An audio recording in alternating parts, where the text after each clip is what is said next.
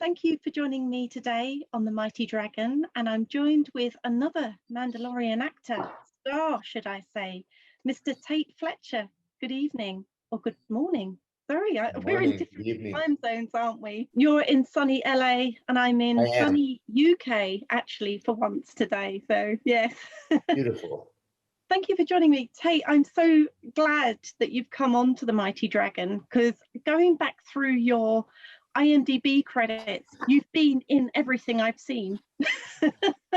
Everything. You've been there. I should know you like family. Breaking Bad, Jumanji, John Wick, The Mandalorian. Mm. What haven't you been in is my question. I mean, little by little, we just keep into the art and see what unfolds. Yeah, absolutely. You've just been in such great things. Like, what a career. What a career. Well, I feel pretty fortunate. I mean, I've been around a lot of really talented folks, so it's been a real blessing for me. And how did your career path evolve? Boy, I was working in a nightclub, and I was running a crew of security guys, and in the back, I got a call, and they said, "Hey, you've got to come up front. There's some guys up here who want to talk to you." And they said, "Hey, we need some guys for this film." And it was a bunch of Master P's production team who had a film company. He was a hip hop artist out of Louisiana, and then he started a film company. And so they wanted us to audition for these roles, and that's where my first foray into film was a film called Lockdown. That was a Master P production back, I think, in 2000, maybe. Okay. And from there, you've just seemed to have worked yourself up to working in things like The Mandalorian and Breaking Bad. I mean, Yeah, there was a bit of a hiatus. I went and I fought professionally for some years in between there, and I was into different skill acquisition at that time, and it seemed unrealistic for me, wholly unrealistic, that I could go and become an actor or a film performer. I was a kid from Michigan, and I just didn't see any of those possibilities. There weren't routes like that, and so it was tough for me to instill any kind of hope that would drive me out. And at the end of that first show I worked on, the fellow that I'd worked for, he said, "You should come out, and there's a lot of work, and we can do this and that." And I thought, man, I'm just a kid from Michigan. I'm working in this nightclub. I'm doing this wrestling and this fighting thing I really like. And thank you very much. And just because it seemed like an impossibility, really. And so I went and I followed another dream for a bunch of years. And then film came back to me through a man named Darren Prescott, who is he's a stunt coordinator, second unit director, and just a really talented man. And he brought me on to a film called Paul, and then which was about an alien going across the Southwest desert in a motorhome. Yeah. Very nice Yeah. film, Simon Pegg, right? Yeah. And then there was another film right after that we did called Red Dawn. And those kinds of things got me introduced into folks in the business enough, and I got to get a taste for it and go, this is something that I'd really like to do. That it started to seem more possible. Okay. The more I started putting footprints towards the work, right? And so when I get into action, my faith gets emboldened. And so as I continue walking, that grows. And that's still today. I try to mark my life that way. Okay, and your background is like mixed martial arts, is that correct? Correct. Okay, and would you say that you approach your acting with the same determination and focus that you used for that? Well, I only know the one work ethic. And, and it's to show up whether your ribs are broken or your toes hurt or whether you're fatigued or your girlfriend left you or your dog died or your parents split up or whatever. Yeah. You show up and you work hard. And all that stuff in life is extraneous, and stuff in life occurs.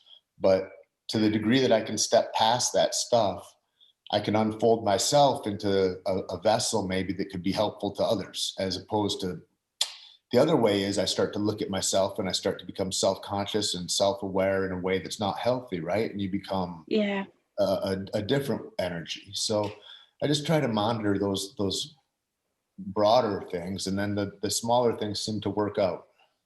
Okay, I was really interested to see that a film that's coming out for you soon, Fight Pride. I'm really interested in this in this film, but I guess you can't really say much about it, can you? Because it's in pre-production. Yeah, we'll see. It's a beautiful filmmaker that's put this thing together, and we'll see what comes up. I mean, I get offers a lot, and I mean, there's work that comes in, and then there's stuff that I have to say, well, you know, they're not ready yet, and we'll see when the trigger gets pulled and what that develops. There's a lot of exciting stuff we're in development of right now, me and Yes, kind of a core group of folks that I work with. Yeah. Will this see you doing something slightly different, or pretty much the same? Or there's a few different arcs coming out, you know, and yeah, I really try to step into those things because action, it's first nature to me. It's like that, but to be in more drama and dialogue driven scenes is it's really great. I mean, that's why the beginning of The Mandalorian, I think, was, I mean, for me, such a hoot, is to not only immerse myself into another language, which really brought you into the culture of the setting of what we were doing that day. You know, Dave Filoni and John were so fantastic at setting a tone. You know, they set this table that it's easy to thrive within. But that kind of, I don't know, I really enjoy that kind of, you know, there's a jousting that happens, right? There's a this and that happens, and it's a beautiful thing because it's a mystery of what unfolds next. Even if it's contrived in a script and you're adhering to it, there's such nuance that can come up. It's a real beautiful art form. The more I talking about The Mandalorian, you played two characters in that. Can you tell us about that, please, and how you prepared for each character to make them different? Sure. The first character it was kind of a bar-tough alpha trawler, and it opened the whole series. And that scene was a beautiful day of filming. I mean, from marveling at the set and the background of people of you know, the support team of the on the CG side of it, and this it's not quite a dome, but this in the structure that is our universe that we're living in. And so when I'm in that bar, it's like I'm seeing a projected image outside on this huge wall that surrounds us, but it becomes that ice sheen lake, and it becomes, you know, we start to line up with different walkways and things, and it's cold in there, and we're in South Bay Studios, and it feels like we're coming in from the ice planet, and the door opens and it's disturbing, and then all these reactions that occur, and so to work with the linguist for George Lucas on that was a beautiful experience also, just to get the cadence of the speech and the intonation and the tone correct for him, and it was a beautiful thing because he's built a beautiful language with conjugations and infinity. Like, he's got every aspect of the human language in this language that he's been developing for decades. And it's just a real honor and a privilege to be able to be that character in that role. Yes. And also there was Paz Visla, wasn't there? Yeah, Paz Visla. I said that correctly.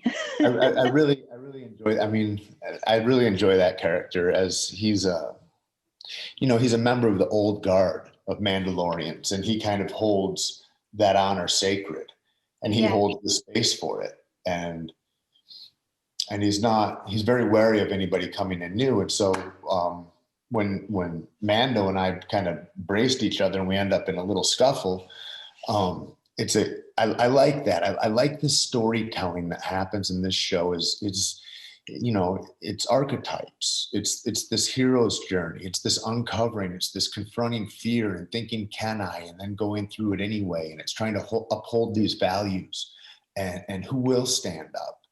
And to be that character embodied in that was a beautiful thing. And then the way that storyline arcs out, and then Mando's gained the respect and trust of all the Mandalorians, and we come and save him at the end of that episode is, I mean, there's redemption. There's this sense of community. There's all these things that transcend, which I think is so beautiful about the Star Wars universe. I heard Werner Herzog speak of it, and he talks about this mythology that's created, right? There's rites of passage within it. There's higher road thinking. It's so layered. And just such a special thing to be a part of in any way, and to play these two roles. It's just been an honor. Can I ask you for some special behind the scenes memories from working on it? Well, I mean, the biggest, what you're going to say, when it first came out and you were talking about the Alpha Trawler, that day was beautiful in a ton of different ways. But when I got back for lunch that day, Carl Weathers was in the dressing room next to me. And I mean, it's the arc of this is standing in line as a, 7-8-year-old little boy to watch Star Wars in Petoskey, Michigan when I'm a kid. And then watching Rocky, and then and then coming full circle all these years later and sitting in a room where these creatives exist and this is happening and to be a part of it. I don't know that it's all even settled onto me. It's such a huge thing. It's almost like, how do I digest that? So I'm just kind of privileged to be here and try to make sure that I do a sound job and that I stand up for the characters and ideals of the character, whatever I'm presenting. Especially in this program, I think it's so important. These roles are so important. I was going to say, do you hear of any of the fan theories about what's going to happen now with Luke Skywalker coming in at the end? I haven't. I try not to predict much about all that. Yeah. Oh, okay. I won't say anything there, but I just wanted to know what your theory. I'm happy to speak of it, but I don't peruse that because I don't want to. It changes the color with which I look at things a little bit, if I Fair enough. It was about the fact that Luke Skywalker came back to take, I'll still call him Baby Yoda, and train him. And we believed that Ben Solo was one of the only people that Luke Skywalker trained. And obviously he killed the other students and fled, and that he will kill Baby Yoda. Will this actually happen? Like, I don't think they could get rid of that little thing, could they? So the Reddit soap operas and stuff that go on behind the scenes are, somebody needs to write all those. Talk about alternate universes, right? Yeah. Cool. That's cool. Yes. And will we see you in The Mandalorian again? We'll see. I don't know. I'm waiting for a call. I hope so. While I've got you, I must ask about Breaking Bad. Yeah. What was it like? Breaking Bad, to work on that. Wow. That was a job too that I had. I had a character that was in 4 or 5 episodes of that. And it carried through the end of the show. So it closed out the finale. And so, and just being on set and being in that, and it's a New Mexico show, and that's my home is in New Mexico. Yeah. And so it was a real privilege, and I wanted to be on the show every season. And passing it couldn't work out, didn't work out. And then this last thing I read for, and they're like, yeah, that. And I was like, perfect. And then the way that segued out, and to be, to be in the season finale, and to be a part of the culmination of all those years that Breaking Bad existed, was a really special thing. And then the finale show we did at at Hollywood Forever Cemetery, that they put on a big screening of the opening of the pilot and of the last episode that we all got to see on blankets. The whole cast and crew. It was a beautiful, beautiful thing to be a part of. And, and in being that show too, I think that, the iconic way in which it all marked out, and I thought it could have gone on forever, but in the way that it ended, where he decided that this is how long it goes on and this is what it is, and to cut it, and to see life in that way of going, no, I want to get it. I want to put a bullet point at the end of this. I want to put a period, and I want to start a new creation.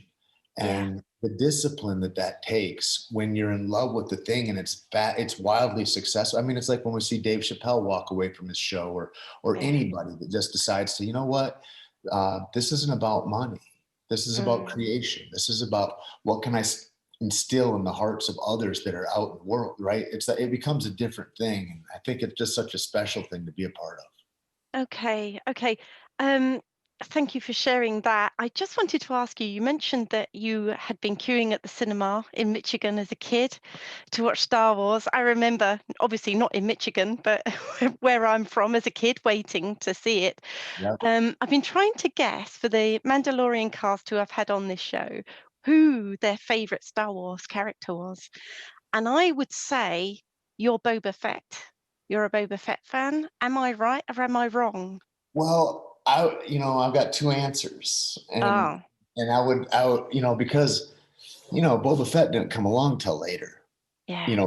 for me, and Hmm. so yeah, when he came out, a bounty hunter, and I Yeah. mean, the whole thing. I mean, I love him, but my favorite throughout the whole thing, of course, is got to be Chewbacca. Oh, I mean, what a you great know, answer. I wasn't as a expecting that. supporting character, that what Chewbacca does is hold the space for everybody there. I mean, what a character he is. It's Yeah, so that was always my number one. Yeah. But great answer. That's yeah, such a great answer. And he should have got a medal, right? I mean, he's really fantastic and you don't hear many. I mean, I don't even know that he knows he's fantastic, but I Yeah, think there's those of us out there that are like, that's maybe the most special guy out there. right. I Yeah. like that answer. That was very unexpected. I thought you're definitely Boba Fett as we've been talking. No, Oh, Chewbacca. and you'd be right. But as I said, Yeah. like early on, what grabbed me, I was like, and I think as a little boy too, you go, because anybody that had puppies, I'm just laying with them. And it's like, so I think about that. And there was a sense of safety and comfort in Yeah. this crazy world that Chewbacca offers us, Yes. It's a beautiful Yes. thing. He offers a beautiful space to be in. Yeah. Fantastic. I must ask you and wrap this up. I didn't want to take too much of your time today. Right. What have you got for the rest of 2021? What does that hold for you? Well, I've been writing a bunch, and I've been just looking at how I can get uh, maybe more agency. Like when I'm in a film, and it's like I would just like to be in more of the creation, and so that's what this next year is going to bring for us for sure. Okay, so And then script writing. I've got a side company that I run called Caveman Coffee, and so we'll always be Oh putting stuff yeah, and a lot of different things up there, and just see really. I mean, for me, I think that the biggest part of life is self-development and going, where can I dig into something hard, learn more about it, become more useful, fruitful, purposeful, so that I can share that and be a better service to others, right? I think that's yes. the long-term goal for all of us. If we were to like have, what's your mission statement, something like that, I think. Okay, I think I can tell from your email that you have a sign off, never let your memories get bigger than your dreams. Yeah. And I wrote it down for this interview and I thought, oh, that's so lovely. Where did you get that from? It's so um lovely. Thanks. I was at a award show. The stunt world where I came into in the world is a unrecognized, unheralded section of tens of thousands of men and women that are extremely talented, and they're the only ones that die on set or are injured. We have Oscars for everybody else, for everybody, and Yeah, it's almost like they don't. It's a crazy thing in this time of equity when yeah. when it's like that, right? But you know going I want to do your question justice, but I'm in this place where I feel like, how do I step into me more as far as having more agency as Tait Fletcher, and Mm, that comes with creation. I guess that would be the top of the line for that for me, and because there's limiting factors, and so I really like this idea in film where I jump in and because I don't know what I want to do. So I throw my hat over the fence and I go, okay, let's go. And I jump in and I do that. And my point of entry is in the stunt world because that's been my history. And then I go, oh, okay, and this is what that's like. And you kind of assess where you want to go in that. And then you go, what else can I learn? What else can I learn? And when your hunger grows, it's like, I kind of want to be in the direction and creation of this in a deeper way. And so it's yeah, really a beautiful thing when I look at it and I look at all the heroes that we have in film and, whoever that is, the people that we know of. I mean, Jon Favreau himself wrote yeah, himself into the business, right? And so yeah, if you're out there and you want to be in in the creation of something. There's a lot of cogs that can fit into different characters and different things and that we can fill in. But there's only the one mind that can come with the creation. And everybody has that beautiful spark in them. And that's what I'd really like to encourage is that, you know, somebody asked me in 3 words, what would you tell your younger self? In 3 words, because specificity and efficiency is important. And the thing that just popped into my mind is try harder sooner. Yeah. Right? And just whatever that is, you know, to take a bite off of something, go, I want to become an expert at this, whether it's a skill or a language or a whatever. And then you go on from there. And I guess the thing I thought when I was younger is I thought that I didn't have time, right? And there's time. There's time, especially when you dig into your growth. There's time. So for you, to me, it seems like you're someone who doesn't look back. You're just looking forward and into development and progress. I try to, because I have a mind that could be delighted in the idea of like, didn't we do some good work there? Let's just retire into this. And I'm not done. You know, I mean, that to me that's a chaos. And so I put away the last thing that I did, and then I go on to the next thing, you know. And also it's a strange kind of thing. And I didn't think about this until I was watching a show with my mom that I was in. And that's a beautiful thing to get to go to the movies with your mother. I mean, and then her baby's face is out, you know, it's she must be super proud. Oh, man, there's my boy. It is. And the whole thing about being in the creation and taking a retirement lap for like what I did last week or something, you know. I was going to say, sitting in the movie theater with my mom, it dawns on me that her present right now, watching this, is my past of a year ago or a year and a half. And so there's a weird little flip in time that happens inside of that. And so by the time somebody's viewing what we've done, we're already on the next, second, third thing maybe. And so it's a weird time loop that you kind of get into in the film business a little bit in that way. Can I ask you just really quickly, you're from Michigan. Do you think that's made you work harder and to prove your worth in this business? Well, I don't think to prove my worth, but what it was for me coming from Michigan was, you know, I tried to get a lot of my friends out of Michigan, you know, when I was a kid 20 years ago or whatever. And some would, you know, and then they'd go back because there's like a comfort there in their knowing. But it's, you know, it's pretty poor where I grew up, not a lot of opportunities, and there's a lot of bad things that can happen. And so to leave a place like that with a mindset like that is it can be a hard thing, you know, and I'm grateful that I was able to, but you know, that bravery to go out somewhere new where you don't know anybody, you're a young person, late teens, early 20s, and to go sight unseen, you know, a couple thousand miles away is you get to look at who you are and you build your character from there, and who am I to become, and what are my values and things like this. And without that experience, I don't think I'd have had that. And so when I say you know, first time I walked through New York City, I thought, Jesus, man, if I'd have known there was a New York City when I was a little kid, like all this opportunity everywhere, you see stuff happening, how would that have sparked my mind? And then I didn't think about it again, because the fact is that every bump and every obstacle that's out there for all of us, whatever it is a thing to make you stronger. You know, thank God for the goddamn obstacles, because without it, my legs would not be able to carry me.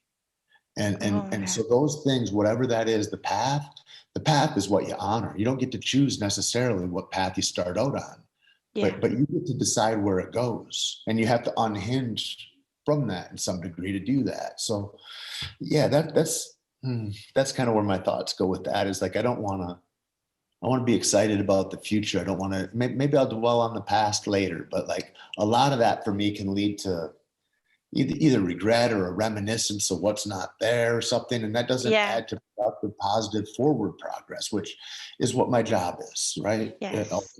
Yeah. So I can see ahead then a hugely successful 2021 for you. And I just wanted to thank you so much for sharing your wisdom with us here today. I sure appreciate it. And So, yeah. and anything I can do, it's been a pleasure. And I thank you for accommodating me. Oh, thank you so much, Tait. And hopefully I'll see you soon again on the Mighty Dragon. Thank All you. right. Take care. Stay safe, God sir. bless you all. Bye-bye. Bye-bye. Bye. Big thank you to Tait Fletcher for joining me on the Mighty Dragon. See you soon.